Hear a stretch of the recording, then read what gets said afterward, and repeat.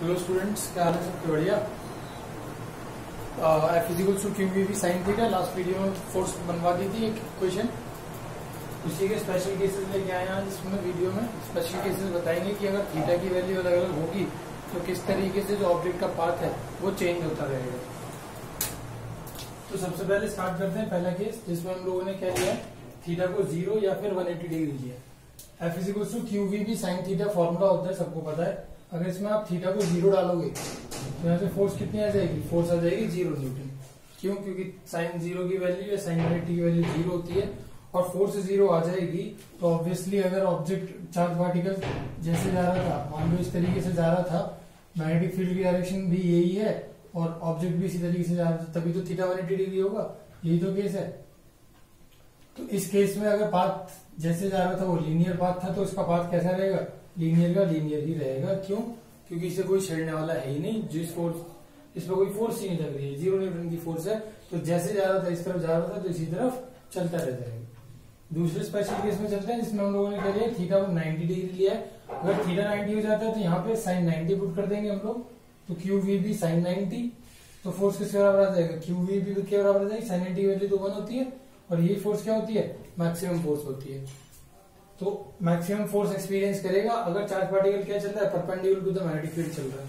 उसके लिए डायग्राम ये देखिए, यहाँ पे ये कोई भी चार्ज पार्टिकल था, ये पॉजिटिव चार्ज पार्टिकल इस तरफ जाने की कोशिश कर रहा था और मैग्नेटिक फील्ड कैसा है? क्रॉस का मतलब इनवर्स है। अब ये कोई चार्ज पार्टिकल है, इस तरफ जा रहा है मैग्नेटिक फील्ड की तरफ। मैं निकाल लेता हूँ फोर्स की डायरेक्शन क्या होगी। तो magnetic field inverse charge particle की डायरेक्शन में मैंने क्या कर लिया, अपने थंब को पॉइंट कर लिया। चार्ज पार्टिकल इस तरफ जा रहा है तो मैग्नेटिक फील्ड पहले इनवर्स और चार्ज पार्टिकल की डायरेक्शन में थंब कर दिया। तो फोर्स कहाँ आ रही है? मेरी पाम किस तरफ पॉइंट कर रही है? नीचे की तरफ। तो फोर्स नीचे की तरफ आएगी। तो कहने का मतलब क्या है कि चार्ज पार्टिकल इस तरफ जा रहा था लेकिन फोर्स इसे नीचे की तरफ धकेलेगी तो ये डाउनवर्ड्स पैराबोला में चला जाएगा, कुछ इस तरीके से। ठीक। अब चार्ज पार्टिकल किस तरफ जाने की कोशिश कर रहा है? ऐसे नीचे की तरफ जाने की कोशिश कर रहा है। तो वेलोसिटी का वेक्टर मैं कहाँ बना सकता हूँ? नीचे की तरफ बना सकता हूँ। मैग्नेटिक फील्ड इस तरफ है, चार्ज पार्टिकल कहाँ जा रहा है? नीचे जा रहा है। तो थंब को नीचे पॉइंट कर देंगे। ये देखो थंब नीचे आ गया, मैग्नेटिक फील्ड अंदर है। फोर्स किस तरफ आएगी? पाम किस तरफ पॉइंट कर रही है? इस तरफ। तो चार्ज पार्टिकल कहाँ जाने लगेगा? इसे इस तरफ धकेलेगा। जो फोर्स होगी वो इस चार्ज पार्टिकल को इस तरफ धकेलेगी। यानी चार्ज पार्टिकल ऐसे आ रहा था, ये इस तरीके से पैराबोलिक पाथ में चला जाएगा। और कहाँ चला जाएगा? इस तरीके से आगे जाएगा। वेलोसिटी वेक्टर की डायरेक्शन कुछ ही आ जाएगी।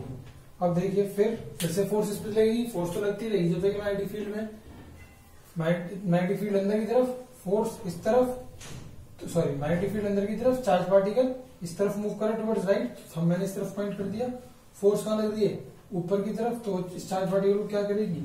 ऐसे ये जाने की कोशिश इधर करेगा लेकिन फोर्स इसे धकेल के ऊपर ले जाएगी और ये इस तरीके से पहुंच जाएगा। तो कहने का मतलब क्या है कि ये देखिए ऊपर ले जाएगी तो ये डायरेक्शन में वेलोसिटी वेक्टर की। अब मैग्नेटिक फील्ड ऐसे और वेलोसिटी ऊपर की तरफ, पार्टिकल ऊपर की तरफ जाने की कोशिश कर रहा था ना, तो ऊपर की तरफ ना जाके फोर्स कहाँ मेरी तरफ लग रही है ना, तो वो पार्टिकल क्या करेगी? ये तो ऊपर जाने की कोशिश कर रहा था। इधर से जो फोर्स आई, ये वाली जो फोर्स आई थी अभी नीचे वाले से, इससे कैसे आई थी? ऊपर आई थी ना। तो चार्ज पार्टिकल को ऊपर भेजेगी। अब जब चार्ज पार्टिकल ऊपर की तरफ जाने लगा तो फोर्स ने कहा रुक जा, कहाँ जा रहा है? अभी तो मैं बची हूँ यहाँ पे। फोर्स और धक्का लगाएगी उसे। फिर वो फोर्स क्या करेगी? मैग्नेटिक फील्ड अंदर ऊपर की तरफ है चार्ज पार्टिकल का मोशन, तो ऊपर की तरफ थंब पॉइंट कर दिया। किस तरफ आ रही है? मेरी तरफ पाम। तो फोर्स कहाँ लगेगी? इस तरफ लगेगी। तो ऊपर जाने की कोशिश कर रहा था, ऊपर न जाके इस तरीके का पैराबोलिक पाथ फॉलो करेगा।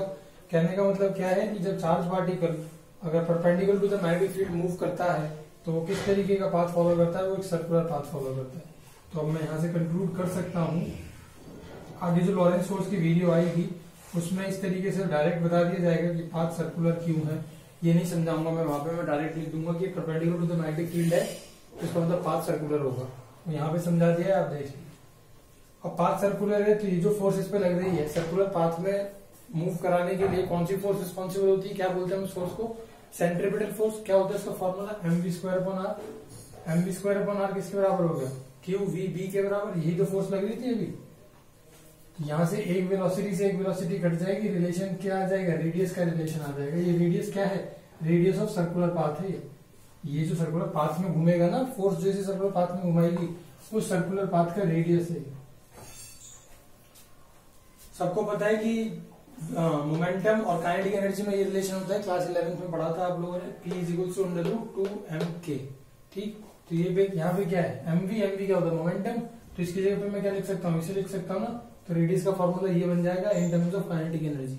अलग अलग फॉर्मूले बनाए, बस रेडियस का बनाया, तो कुछ नहीं किया। रेडियस का फॉर्मूला क्या बन जाएगा, √2mk/qb।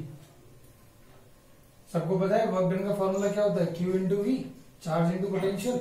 वर्क डन और काइनेटिक एनर्जी सेम चीज होती है, जूल यूनिट है दोनों की, यानी कि वर्क डन काइनेटिक एनर्जी के फॉर्म में स्टोर हो जाएगा, चाहे ऐसे समझ लो। तो काइनेटिक एनर्जी का फॉर्मूला क्या हो जाएगा, Q into v, small q ले लिया क्योंकि मैं यहाँ स्मॉल क्यू से डिनोट कर रहा हूँ चार्ज पर जगह, ये देखिए। तो काइनेटिक एनर्जी की जगह इस फॉर्मूले में आप लोग क्या कर सकते हो, क्यू वी पुट कर सकते हो। तो रेडियस क्या आ जाएगा, √2mqv/qb। ठीक, तो रेडियस अलग अलग टर्म्स में ऑब्टेन कराया है आपको in terms of kinetic energy अगर फॉर्मूले में जरूरत पड़े कहीं क्वेश्चन करने की, in terms of potential difference अगर क्वेश्चन में जरूरत पड़े रेडियस की, या फिर in terms of momentum radius की जरूरत पड़े। इसे नोट करिए, अभी है इसमें और भी एक दो फॉर्मूले बनवाते हैं, फिर तीसरे स्पेशल केस पे चलेंगे। जैसे कि अब रेडियस तो हम निकाल चुके थे 3 तरीके से, तीनों फॉर्मूले बनवा दिए थे रेडियस के। टाइम पीरियड निकाल लेते हैं। टाइम पीरियड क्या होता है, ऑब्जेक्ट जो भी हो, यहाँ पे ऑब्जेक्ट नहीं है, यहाँ पे क्या चार्ज पार्टिकल है, चार्ज पार्टिकल सर्कुलर पाथ में ट्रेवल कर रहा था, कितने टाइम में वो एक चक्कर घूम के आ जाएगा, ऐसा था ना डायग्राम। यहाँ से चलना शुरू करा तो वापस से यहाँ घूम के आने में कितना टाइम लग गया, उसे एक रिवॉल्यूशन कंप्लीट करने में कितना टाइम लग गया, उसको क्या बोलते थे हम लोग, टाइम पीरियड बोलते थे। सबको पता था टाइम पीरियड का फॉर्मूला क्या होता है, ये टाइम का फॉर्मूला क्या होता है, डिस्टेंस अपॉन स्पीड, कितना डिस्टेंस इसने ट्रेवल करा एक चक्कर में, सरकमफेरेंस इसका, वो क्या होता है 2πr, और स्पीड किससे मूव कर रहा था, v से। तो क्या लिख सकता हूँ मैं, 2πr/v लिख सकता हूँ। r का फॉर्मूला क्या लिखा है यहाँ से, mv/qb, mv/qb पुट कर दिया, इस v से ये वाला v कट जाएगा, क्या आ जाएगा 2πm/qb आ जाएगा। ये क्या है फॉर्मूला किसका, टाइम पीरियड ऑफ रेवोल्यूशन, अगर पूछे निकालने के लिए आएगा न्यूमेरिकल में। तो फ्रीक्वेंसी कैसे निकाल सकते हो, फ्रीक्वेंसी का फॉर्मूला होता है 1 टाइम पीरियड, यहाँ क्या कर दोगे qb/2πm कर दोगे। उसके बाद क्या था, एंगुलर वेलोसिटी ओमेगा, ओमेगा के लिए क्या कर दोगे, omega is equal to 2π nu कर दोगे। फॉर्मूला तो यही तो होता है ओमेगा का, 2π न्यू, न्यू का फॉर्मूला यहाँ पे पुट कर देंगे qb/2πm, 2π से 2π कैंसिल आउट हो जाएगा, एंगुलर वेलोसिटी कितनी आ जाएगी, qb/m। तो ये 3 फॉर्मूले और बन गए यहाँ पे आपके लिए, time period, frequency and angular velocity. तो टोटल कितने फॉर्मूले बनाए, 4, radius, time period, frequency, angular frequency. बस रेडियस के 3 फॉर्मूले इसलिए ऑब्टेन कर लिए कि कहीं कहीं क्वेश्चंस आएंगे, मैं कराऊंगा क्वेश्चंस, उनमें काइनेटिक एनर्जी की जरूरत पड़ेगी, कहीं आपको पोटेंशियल की जरूरत पड़ेगी, तो आप ये यूज कर सकते हो।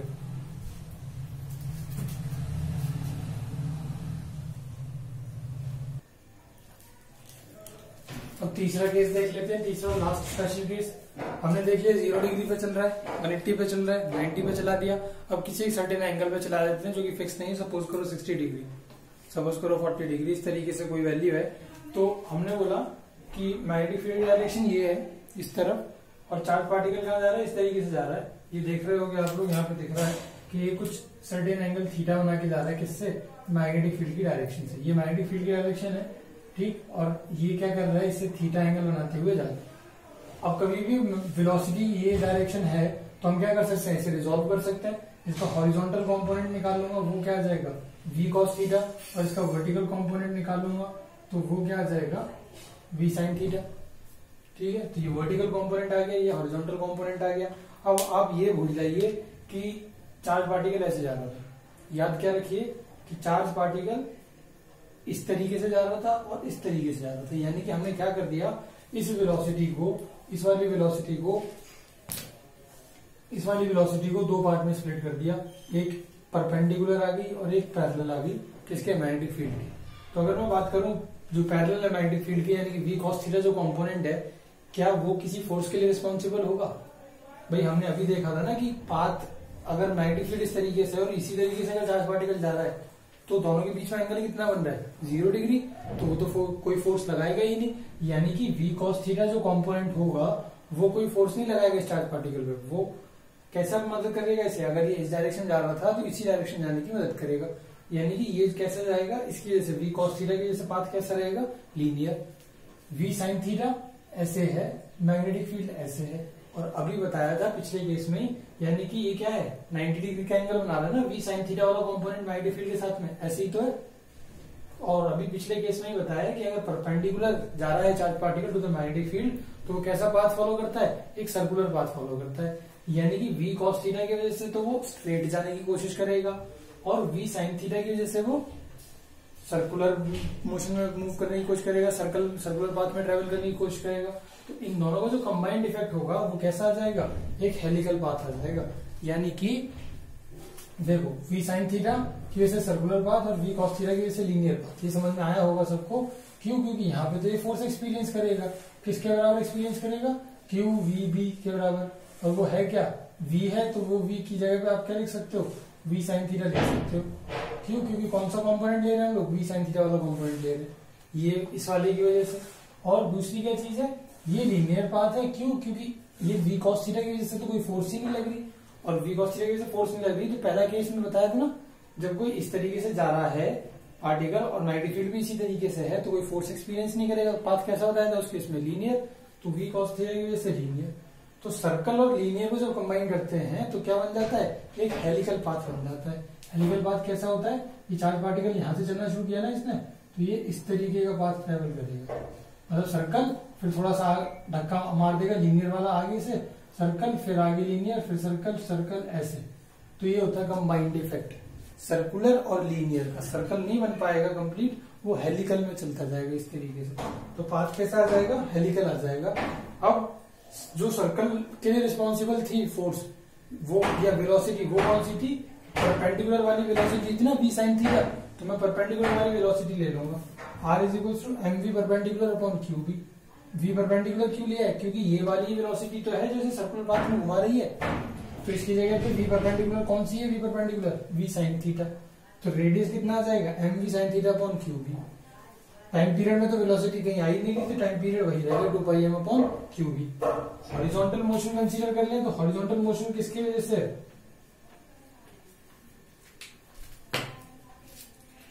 हॉरिजॉन्टल मोशन कंसीडर करें तो हॉरिजॉन्टल मोशन किसकी वजह से, इस वाले की वजह से। हॉरिजॉन्टल मोशन मतलब लीनियर पाथ किस कंपोनेंट की से ट्रैवल कर रहा था, v cos थीटा की वजह से। तो velocity along horizontal component is v cos theta.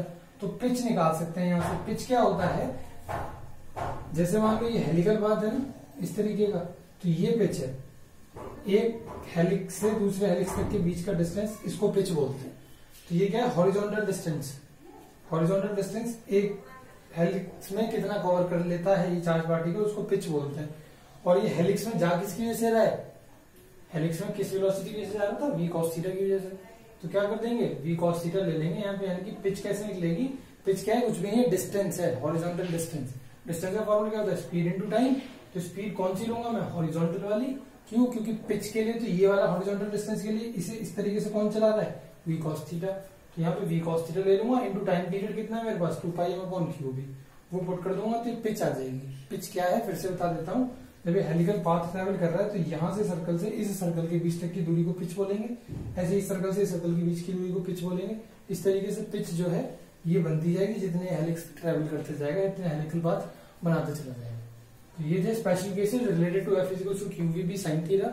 इस वीडियो को यहीं एंड कर रहे हैं, नेक्स्ट वीडियो लेके आएंगे जिसमें क्या पढ़ाएंगे, आपको लॉरेंस फोर्स सिखाएंगे based on these special cases only.